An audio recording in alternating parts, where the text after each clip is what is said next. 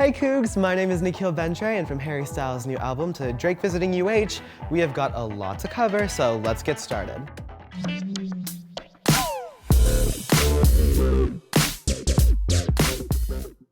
On Monday, November 4th, Harry Styles announced that his long-awaited second album, Fine Line, will be released on December 13th.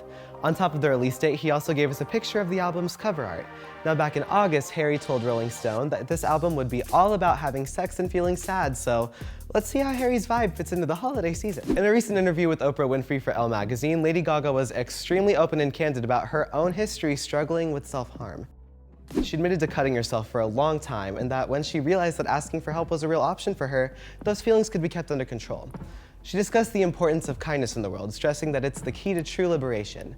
Now, this interview carries a lot of weight, not only because it discusses some heavy and sometimes hard to talk about subjects, but it's also Lady Gaga's first time truly opening up about her struggles with her own mental health. The artist is someone to look up to for people who are facing their own troubles, and we admire her willingness to share on such a personal issue. Jana Reeves has been making headlines recently because of his new girlfriend. He's dating Alexandra Grant, a talented artist with whom he's been friends with for years.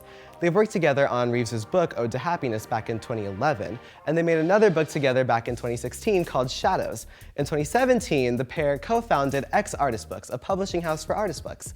A lot of people were shocked at their age difference, which is 9 years, but honestly, it's seriously not a big deal. They both seem incredibly happy, and we're happy for them. So, at this year's LACMA Art and Film Gala, Billie Eilish showed up with a mullet, a full-on green mullet. Now, she says this look was an accident, though. She told a TMZ reporter that when she was getting her hair dyed, her stylist accidentally burned half of it off, and she has full intention of growing it back out. A mess, but you know what? It kind of works for her look. Last week, Chris Brown was just trying to hold a little yard sale at his home in LA. However, the authorities were not having it. Last Tuesday, the day before the yard sale, an officer went to Chris's house to let him know that someone had filed a complaint against him. The complaint claimed that Chris was bringing new stuff onto his property with the intention to sell, but that's just wrong. All the stuff was literally from inside his house. Additionally, sources close to Chris say that an LAPD officer told him he can't have a yard sale because he doesn't have the right permit, but in LA, you don't need a permit for that. Anyway, the event drew a massive crowd and was successful nonetheless. Now, this next one's just weird. Last Tuesday, during an interview with Ladies Like Us, rapper T.I. admitted that he goes with his daughter to the gynecologist every year to make sure her hymen is still intact. He makes her sign a form every time, giving him permission to view her test results. Now, this has sparked some major backlash, with people calling him coercive and creepy. His comments come a year after the World Health Organization, UN Human Rights, and UN Women called for a ban on virginity testing because it's invasive and unethical. Tyler, the Creator's Camp Flog Gnaw took place on November 9th and 10th, and it did not go well. One of the main headliners was kept a secret, so fans were really rooting for Frank Ocean to make an appearance. However, when Drake showed up instead, the crowd lost it and ultimately booed him off the stage. Drake handled the situation with as much grace as possible, thanking the audience for their time as he exited the stage.